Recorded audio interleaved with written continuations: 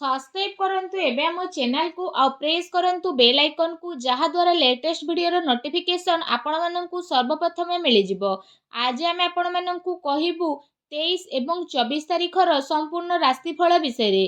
जदि हम आपनको कहिबु कि आजिर दिन आपणको पई किपरि साब्यस्त हेबो ता सहित ए दुई दिन रे केउ सब जिनिस रे आपणको फायदा हेबो केउ सब जिनिस रे आपणको सावधानियता रखिबा पई पड़िबो आपणकर लव लाइफ किपरि रहिबो कैरियर किपरि रहिबो बिजनेस आ व्यापार किपरि रहिबो ता सहित स्वास्थ्यर महत्वपूर्ण इनफॉरमेशन मध्य आमे ए भिडियो रे आपण माननकु कहिबाकू जाउछु आ भिडियो शेष रे आमे आपण माननकु किछि उपाय विषय रे मध्य कहिबु जहा द्वारा आपण ए दुई दिन को आहुरी अधिक शुभ और मंगलदायक साब्यस्त करि परिबे। आगो को वीडियो आरंभ करबा पूर्व आमर आपनको रिक्वेस्ट जदि आपण हमर ए चैनल ले नुआ करि आछंती चैनल को सब्सक्राइब करंतु सांगरे नोटिफिकेशन बेल को मध्य ऑन करंतु जहा द्वारा समय समय सो नुआ नुआ वीडियो रे नोटिफिकेशन आपणक पाखरे पहुंची जिवो। आसंतु जानिबा किपरि रहइबो आपणक पई 23 और 24 तारिख रो दिन।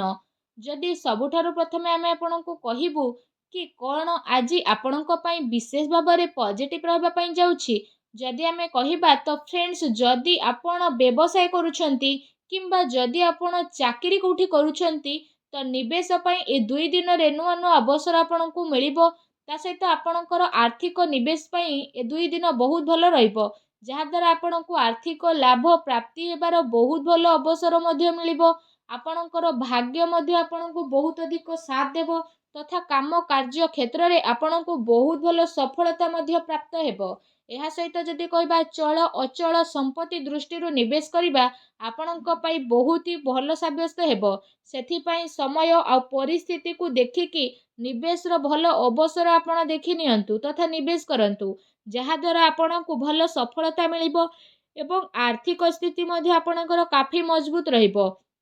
या सहित कौनसी अप्रत्याशित आय आपणक अपेक्षा रे मध्य रहिछि ए आयर आपण भल भाबरे प्रयोग करंतु जेमिति रे कौनसी यात्रा बा एमिति किछि प्रतिनिधि जिहा आपणक उद्देश्य रे स्पष्टता करिवे से सब विचार रे लोकन को कुहंतु जे आपणक दिमाग रे रहिचंती आ से सब पई शीघ्र ही रिसर्च करंतु निजर आख पाखर लोकन को सह मिसंतु और निजर वरिष्ठों को प्रभावित करिबा पई शब्दर निपुणतार प्रयोग करंतु निजर क्यारियर को बढ़ेबा एवं किछि पैसा भरा योजना बा रणनीति बनेबा पई ए दिन बहुत ही शानदार भरा रहिबो आपणकर साथी एवं सहयोगी एबे आपणकर को परामर्श देबे रचनात्मक कार्य प्रति मध्य विशेष भाबरे आपणकर खुशी बढ़िबो ए अवसर आपण लाभ उठाइबे आ नुआ रूप रे कार्य करिवार मौका मध्य हातरु जीवाकू दियंतु नाही निजर रचनात्मकता द्वारा निजर घर को खूबसूरत आपण बनाइबे निजर कार्य क्षमता द्वारा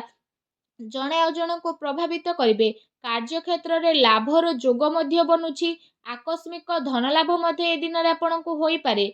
आसंतु जानिबा ए दिन रे आपण को पई कोन नेगेटिव रहिबो घरेलू समस्या को दूर करिबारे ही आपणकर घरेलू विकास संभव रहिछि अन्यथा प्रॉब्लम आपणकर बढ़ी पारे आपण निजे निज ऊपर भरोसा करंतु तथा घर परिवार सदस्यों ऊपर भरोसा करंतु कोनोसी अन्य व्यक्ति ऊपर भरोसा करंतु नाही अनावश्यक रे प्रॉब्लम होई पारे। एहा सहित जदि कहिबा पारिवारिक स्थिति आपणकर चिंतापूर्ण रहिबो जेउ कारण पई घरे परिवर्तन रो माहौल देखिबा पई मिलिबो सेथि पई घर परिवार रे आपसिक सामंजस्य बनै रखिबा पई चेष्टा करंतु जणे आ जणक ऊपर भरोसा करिकी कोनोसी भी कार्य को करंतु नाही निज दायित्व को निभेबा पई पूर्ण प्रयास करिकी माता पितांको सह संबंध मधुर बनै रखिबा पई चेष्टा करंतु एमिति व्यक्ति पाखक जातु जहाँ को जरूरत रही जेमिति आपणकर भाई भौणी माता पिता किंबा पड़ोसी तांको शांति आपण प्रदान करंतु ए समय सांसारिक एवं वैवाहिक मामला रे ध्यान केंद्रित करिवार नुह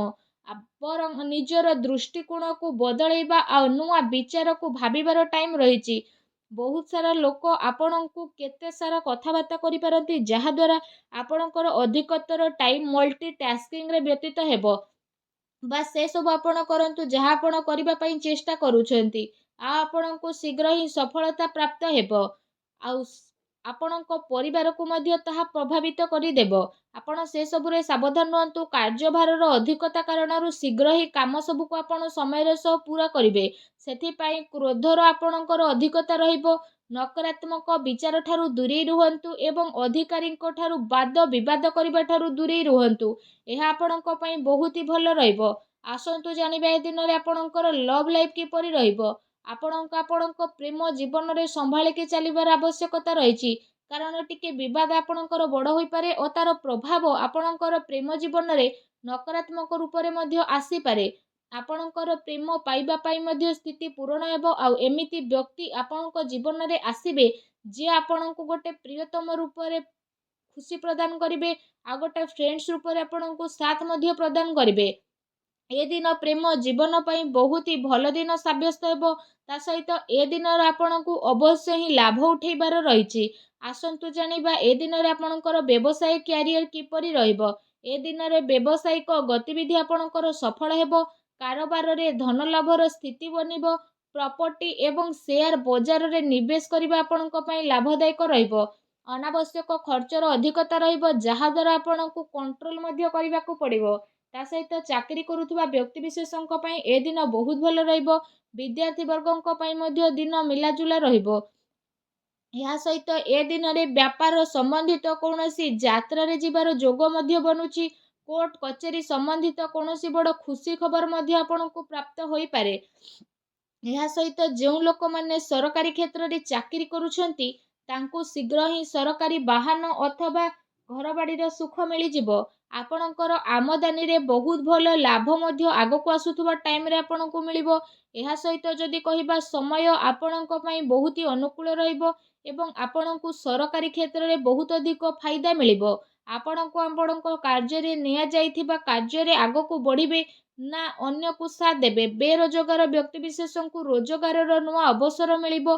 ବ୍ୟାପାର ଧନ୍ଦାରେ ବହୁତ ଭଲ ଲାଭ ମିଳିବାର ଯୋଗ ବନୁଛି, କିନ୍ତୁ ଅନାବଶ୍ୟକ ଖର୍ଚ୍ଚର ଅଧିକତା ଯେହେତୁ ରହିବ ତ ସାବଧାନ ହୁଅନ୍ତୁ। ଆସନ୍ତୁ ଜାଣିବା ଏ ଦିନରେ ଆପଣଙ୍କ ସ୍ୱାସ୍ଥ୍ୟ କିପରି ରହିବ। ଏ ଦିନରେ ଆପଣଙ୍କୁ କୌଣସି ବି ସ୍ୱାସ୍ଥ୍ୟ ସମ୍ବନ୍ଧିତ ଗଭୀର ସମସ୍ୟାର ସାମ୍ନା କରିବା ପାଇଁ ପଡ଼ିପାରେ। ସେଥିପାଇଁ କୌଣସି ବି ପ୍ରକାରର ସ୍ୱାସ୍ଥ୍ୟ ସମ୍ବନ୍ଧିତ ସମସ୍ୟା ଉତ୍ପନ୍ନ ହେବା ଦ୍ୱାରା ସମୟ ଠାରୁ ଉପଚାର କରିବାର ବହୁତ ଅଧିକ ଆବଶ୍ୟକତା ରହିଛି, ଯାହାଦ୍ୱାରା ସମୟ ରହୁ ରହୁ କୌଣସି ପ୍ରକାରର ମନାନ୍ତର ମତାନ୍ତରରୁ ବଞ୍ଚିପାରିବେ। ତେଣୁ ସାବଧାନ ହୁଅନ୍ତୁ। ଏଥିପାଇଁ ଆପଣ ଆପଣଙ୍କର ଖାଦ୍ୟପେୟ ଉପରେ ବିଶେଷ ରୂପରେ ଧ୍ୟାନ ଦିଅନ୍ତୁ। ତା ସହିତ ନିଜ ସ୍ୱାସ୍ଥ୍ୟକୁ ଆହୁରି ଅଧିକ ଭଲ ରଖିବା ପାଇଁ ଆପଣ ପ୍ରତ୍ୟେକ ଦିନ ଯୋଗ କରନ୍ତୁ, ବ୍ୟାୟାମ କରନ୍ତୁ, ସୁସ୍ଥ ରୁହନ୍ତୁ। ଆସନ୍ତୁ ଜାଣିବା ଏ ଦିନରେ ଆପଣଙ୍କ ପାଇଁ କ'ଣ ବିଶେଷ ଉପାୟ ରହିଛି। ଏ ଦିନରେ ଆପଣ ବିଶେଷ ଭାବରେ ସ୍ନାନ ଆଦି କରିସାରିବା ପରେ ଏ ଦିନରେ ବଜାରରୁ 3ଟି ଝାଡ଼ୁକୁ କିଣିକି ଆଣନ୍ତୁ। ତାପରେ ଆପଣ ବିଶେଷ ଭାବରେ ଏ ଝାଡ଼ୁକୁ ଘରର ଆଖପାଖରେ କୌଣସି ବି ମନ୍ଦିରରେ ଚୁପଚାପ ରଖିକି ଆସନ୍ତୁ। ଆଉ ମନରେ ମନରେ ଭଗବାନ ସୂର୍ଯ୍ୟଦେବଙ୍କର ସ୍ମରଣ ଆପଣ କରନ୍ତୁ। ଏହା ସହିତ ଯଦି କହିବା ଝାଡ଼ୁ ରଖିବା ଟାଇମରେ ଆପଣଙ୍କୁ ଗୋଟେ କଥାର ମଧ୍ୟ ଧ୍ୟାନ ରଖିବା ପାଇଁ ପଡ଼ିବ କି ଯେତେବେଳେ ଆପଣ ଝାଡ଼ୁ ରଖିବେ ସେତେବେଳେ ଆପଣଙ୍କୁ ଯେମିତି କେହି ନ ଦେଖୁ। ଏପରି କରିବା ଦ୍ୱାରା ଆପଣଙ୍କ ବିଶେଷ ଭାବରେ ଶୁଭ ଫଳ ପ୍ରାପ୍ତି ହେବ। ଯାହା ବି ଆପଣଙ୍କ ଘରରେ ଧନ ସମ୍ବନ୍ଧିତ ପ୍ରୋବ୍ଲେମ ଥିଲା ସବୁ ପ୍ରୋବ୍ଲେମର ଅନ୍ତ ହେବ ଏବଂ ଆପଣଙ୍କ ଘରେ ଧନ ବୈଭବ୍ୟ ଏବଂ ଯଶର ପ୍ରାପ୍ତି ହୋଇଯିବ। ଏ ଉପାୟକୁ ଆପଣ ଅବଶ୍ୟ କରନ୍ତୁ। ଆପଣଙ୍କୁ ଅବଶ୍ୟ ହିଁ ଲାଭ ପ୍ରାପ୍ତି ହେବ। ଭଗବାନ ସୂର୍ଯ୍ୟଦେବଙ୍କର ଆଶୀର୍ବାଦ ଆପଣଙ୍କୁ ପ୍ରାପ୍ତ ହେଉ। ଶୌଚାଳୟ ଦେଲେ କମେଣ୍ଟ ବକ୍ସରେ ଜୟ ସୂର୍ଯ୍ୟଦେବ ବୋଲି ଅବଶ୍ୟ ଲେଖନ୍ତୁ ଓ ଭିଡ଼ିଓକୁ ଲାଇକ୍ କରିବା ପାଇଁ ଆପଣ ଆଦୌ ବି ଭୁଲନ୍ତୁ ନାହିଁ। ଧନ୍ୟବାଦ।